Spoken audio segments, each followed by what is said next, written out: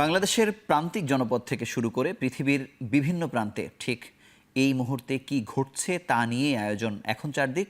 পুরো আয়োজনে আপনাদের সঙ্গে আছি মুজাহিদ শুভ।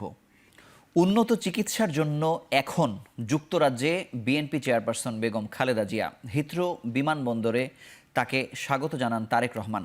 ৭ বছর পর সশরীরে দেখা হলো মা ছেলের। বেগম খালেদা জিয়াকে বহনকারী এয়ার অ্যাম্বুলেন্সটি দুপুর ২টা ৫৮ হিথ্রো বিমানবন্দরে অবতরণ করে। বিএনপি নেত্রীর লন্ডন আগমনকে ঘিরে বিমানবন্দরে ভিড় করেন যুক্তরাজ্য বিএনপির সভাপতি এম এ মালেক সহ নেতাকর্মীরা।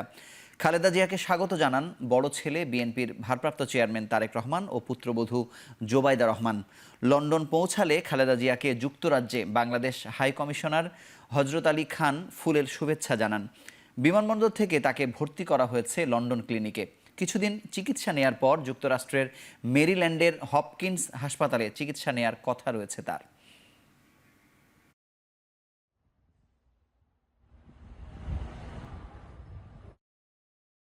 আমরা উদগ্রীব হয়ে অপেক্ষা করছি কখন দেশমাতা বেগম খালেদা জিয়া লন্ডনে নামবেন। দীর্ঘ অনেকগুলো বছর তিনি সঠিক চিকিৎসা পাননি, তাকে বাইরে যেতে দেওয়া হয়নি। আজকে মহেন্দ্রক্ষণ এসছে। যদিও দলীয় নির্দেশনা ছিল যে কেউ যাতে ভিড় না করে এই ভোরবেলায়, তারপরে আমরা যেহেতু দেশনেত্রী আমাদের আবেগ ভালোবাসার জায়গা থেকে আমরা আসলে বসে থাকতে পারিনি। আমরা সবাই এসেছি ওনাকে এক নজর দেখার জন্য। তারুণ্যের অঙ্কার তারেক রহমান এসেছেন এবং তার মাকে রিসিভ করার জন্য, এবং যুক্তরাজ্য বিএনপির অসংখ্য হাজার হাজার নেতাকর্মী এই মাইনাস তাপমাত্রার মধ্যে এসেছেন। ইনশাল্লাহ ম্যাডাম জিয়ার ইউকেতে সুচিকিৎসা করে বাংলাদেশের আগামী দিনে যে নেতৃত্ব দেবেন এই আশাই আমরা ব্যক্ত করি। পিলখানা হত্যাকাণ্ডের সুষ্ঠু বিচার, নির্দোষ বিডিআর সদস্যদের মুক্তি ও ভুক্তভোগীদের পুনর্বাসনের দাবিতে গণজমায়েত শেষে স্মারকলিপি দেওয়া হয়েছে প্রধান উপদেষ্টাকে। আর পরবর্তী দিক নির্দেশনার জন্য ১১ সদস্যের অ্যাডহক কমিটি গঠন করেছে পিলখানা হত্যার সুষ্ঠু বিচার প্রত্যাশীরা। বুধবার সকাল থেকে শহীদ মিনার প্রাঙ্গণে একে একে উপস্থিত হতে শুরু করেন বিভিন্ন জেলা থেকে আসা বিডিআর বিদ্রোহে নির্যাতনের শিকার হওয়া সৈনিক ও তাদের পরিবারের সদস্যরা। গণজমায়েতে সারা দেশে চাকরিচ্যুত সকল বিডিআর সদস্য ও পরিবারকে পুনর্বাসন, নির্দোষ সদস্যদের জেল হতে মুক্তি এবং স্বাধীন তদন্ত কমিটির মাধ্যমে অপরাধীদের শাস্তি নিশ্চিতকরণ সহ নানা দাবি জানান তারা। ২০০৯ থেকে এখন পর্যন্ত আটক থাকা নির্দোষ বিডিআর সদস্যদের কেন জামিন দেয়া হচ্ছে না সেই ক্ষোভ প্রকাশ করে সরকারকে দ্রুত ব্যবস্থা নেওয়ারও দাবি জানানো হয়। পরে যমুনা অভিমুখে পদযাত্রা করলে তাদের শাহবাগে আটকে দেয় পুলিশ। সেখানে অবস্থান নেয়ার পর ৭ সদস্যের প্রতিনিধি দল যমুনায় যান। দেখছেন এখন চারদিক। ৪,২৪৬ কোটি টাকা ব্যয়ে ১০টি প্রকল্প অনুমোদন দিয়েছে জাতীয় অর্থনৈতিক পরিষদের নির্বাহী কমিটি একনেকে। এর মধ্যে সরকারি অর্থায়ন ৩,৬৩২ কোটি ১ লক্ষ টাকা এবং বৈদেশিক ঋণ ২০৫ কোটি ৭৯ লক্ষ টাকা। বাকি ৪০৮ কোটি ৯২ লক্ষ টাকা আসবে প্রকল্প বাস্তবায়নকারী সংস্থাগুলোর নিজস্ব অর্থায়ন থেকে। বুধবার রাজধানীর শেরেবাংলা নগর এনইসি সভাকক্ষে অনুষ্ঠিত একনেক সভায় এসব প্রকল্পের অনুমোদন দেওয়া হয়। একনেক চেয়ারপারসন ও সরকার প্রধান ডক্টর মোহাম্মদ ইউনূসের সভাপতিত্বে বৈঠকে অংশ নিয়েছেন উপদেষ্টা পরিষদের সদস্যরা। একনেক পরবর্তী সংবাদ সম্মেলনে পরিকল্পনা উপদেষ্টা ডক্টর ওয়াহিদ উদ্দিন মাহমুদ বলেন, অর্থনীতিকে সঠিক পথে চালাতে গণতন্ত্র ও সুশাসিত শাসন ব্যবস্থা নিশ্চিত করাই বর্তমান অন্তর্বর্তী সরকারের প্রধান লক্ষ্য হওয়া উচিত। তিনি জানান, মূল্যস্ফীতি কিছুটা কমলেও এখনও তা রয়েছে চড়া অবস্থানে। জনমতির সুবিধা কাজে লাগাতে না পারায় দীর্ঘমেয়াদী ক্ষতি হয়েছে বলেও জানান তিনি।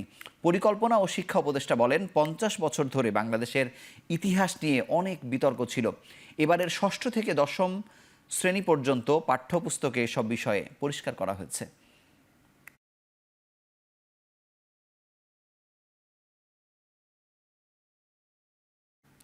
এখন চারদিকে নিচ্ছি ছোট্ট একটি বিরতি, ফিরছি কিছুক্ষণ পরে।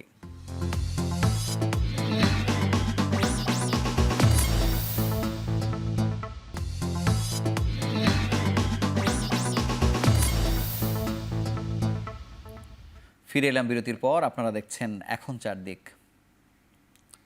বাস ও সিএনজি স্ট্যান্ডগুলোতে চাঁদাবাজি সহ সব অনিয়মের বিরুদ্ধে প্রতিরোধ গড়ে তোলার আহ্বান জানিয়েছেন জাতীয় নাগরিক কমিটির মুখ্য সংগঠক সার্জিস আলম। দুপুরে নরসিংদীর শিবপুরের ইটাখোলা মোড়ে এক পথসভায় এই আহ্বান জানান তিনি। বলেন, হাসিনা তার দোসরদেরকে দিয়ে প্রতিটা স্থানে চাঁদাবাজি করিয়েছে, এখনো বাস ও সিএনজি স্ট্যান্ডগুলোতে চাঁদাবাজি হচ্ছে। যেই ব্যানারকে সামনে রেখে ঐক্যবদ্ধ হয়েছিলাম, সেই ব্যানারের নাম হচ্ছে বৈষম্য বিরোধী ছাত্র আন্দোলন। এই ব্যানারের নাম এবং এই ব্যানারের নেতৃত্বের কথা পরিষ্কারভাবে ঘোষণাপত্রে উল্লেখ থাকতে হবে। আওয়ামী খুনি ও দোসরদের বিচার নিশ্চিত করার স্পষ্ট অঙ্গীকার ব্যক্ত করতে হবে। 1947 সালের পাকিস্তান আন্দোলন, 71 সালের মুক্তিযুদ্ধ এবং 24 সালের জুলাই গণঅভ্যুত্থানের ধারাবাহিকতা পরিষ্কার করতে হবে। এদিকে জুলাই ঘোষণাপত্রের জনমত তৈরিতে কুমিল্লায় লিফলেট বিতরণ করেছেন বৈষম্য বিরোধী ছাত্র আন্দোলনের আহ্বায়ক হাসনাত আবদুল্লাহ। এ সময় তিনি আবারও বলেন, 15 জানুয়ারির মধ্যে জুলাই গণ অভ্যুত্থানের ঘোষণাপত্র প্রকাশ করতে হবে। 31 ডিসেম্বরের পর বেশ কয়েকদিন পেরিয়ে গেলেও সরকারের পক্ষ থেকে এখন পর্যন্ত দৃশ্যমান কোনো পদক্ষেপ দেখা যায়নি বলেও অভিযোগ করেন তিনি। জুলাইয়ের যে প্রেরণা, এটার ঘোষণাপত্রের এখনো পর্যন্ত আমরা 31শে ডিসেম্বর যেখানে দেওয়ার কথা ছিল, আমরা সরকারের ঘোষণায় আশ্বস্ত হয়ে আমরা পিছিয়ে আসলেও এখনো পর্যন্ত সরকার কোনো দৃশ্যমান পদক্ষেপ নেয়নি। এবং সকল শ্রেণী পেশার মানুষের অংশগ্রহণের মধ্য দিয়ে আমরা সরকারকে এই বার্তাটি স্পষ্ট করতে চাই, 15 জানুয়ারির মধ্যে এই গণঅভ্যুত্থানের এই জুলাই প্রক্লেমেশন অফ জুলাই রেভলিউশনকে ঘোষণা করতে হবে। দেখছেন এখন চারদিক। ক্ষমতাচ্যুত সাবেক প্রধানমন্ত্রী শেখ হাসিনা ও তার পরিবারের রাজুক থেকে প্লট নেয়ার অনুসন্ধানে অগ্রগতি হয়েছে বলে জানিয়েছে দুদক। বুধবার প্রেস ব্রিফিংয়ে সংস্থাটির মহাপরিচালক আক্তার হোসেন বলেন, শেখ হাসিনার ক্ষমতার অপব্যবহারের প্রমাণ মিলেছে। জনাব মোহাম্মদ গোলাম কিবরিয়া চৌধুরী, আহসানুল আলম সাবেক চেয়ারম্যান ইসি কমিটি এবং পরিচালক সহ 54 জন কর্মকর্তা, ইসলামী ব্যাংকের কর্মকর্তা এবং এক্সিকিউটিভ কমিটির সদস্য সহ বেনিফিশিয়ারিদের বিরুদ্ধে আজ একটি মামলা রুজু হয়েছে। জনাব নাদিরা সুলতানা, স্বামী জনাব ইকবালুর রহিম, তার স্ত্রীর স্বামীর ক্ষমতার অপব্যবহারপূর্বক পরস্পর যোগ সাজসে গাতোয়ায় বহির্ভূত 74 লক্ষ টাকারও বেশি মূল্যের সম্পদ অর্জনের অপরাধে জনাব নাদিরা সুলতানার বিরুদ্ধে দুর্নীতি দমন কমিশন আইনে 2004-এর 27 এবং দণ্ডবিধি 109 ধারায় উভয়ের বিরুদ্ধে আরও একটি মামলা রুজুর সিদ্ধান্ত গৃহীত হয়েছে। আবারও নিচ্ছি ছোট্ট একটি বিরতি, ফিরছি কিছুক্ষণ পরে।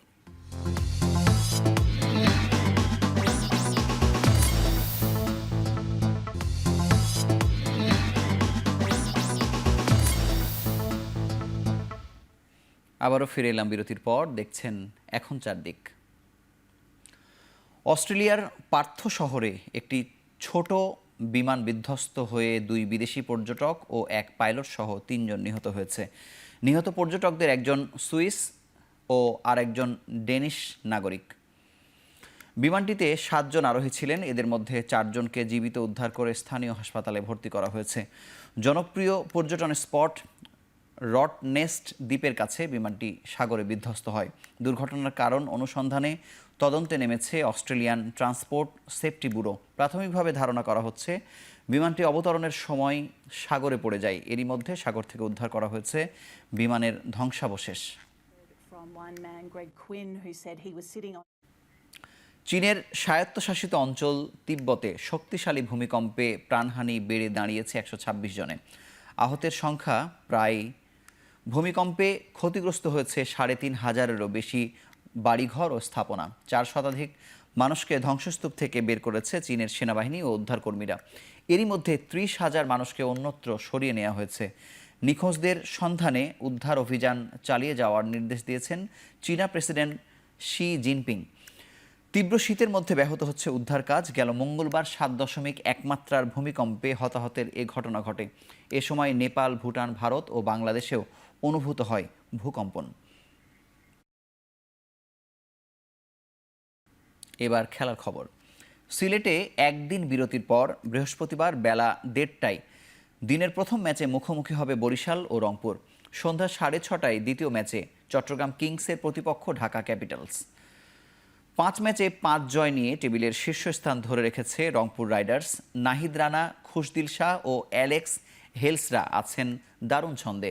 অপরদিকে 4 ম্যাচে 3 জয়ে পয়েন্ট টেবিলের 2-এ উঠে এসেছে ফরচুন বরিশাল। টেবিলের শীর্ষ 2-এর লড়াই দেখার অপেক্ষায় দর্শকরা। দিনের দ্বিতীয় ম্যাচে চিটাগং কিংসের প্রতিপক্ষ ঢাকা ক্যাপিটালস। 4 ম্যাচের সবকটিতে হেরে একেবারে তলানিতে ঢাকা ক্যাপিটালস। ইংলিশ তারকা জেসন রয়, সাব্বির রহমান ও মোসাদ্দেক সৈকত আসলেও পরিবর্তন হয়নি ঢাকার ভাগ্য। দুই ম্যাচে 1 জয় ও 1 পরাজয়ে টেবিলের চতুর্থ স্থানে চিটাগং কিংস। শেষ করছি এখন চারদিক। সঙ্গে থাকার জন্য ধন্যবাদ। শুভরাত্রি।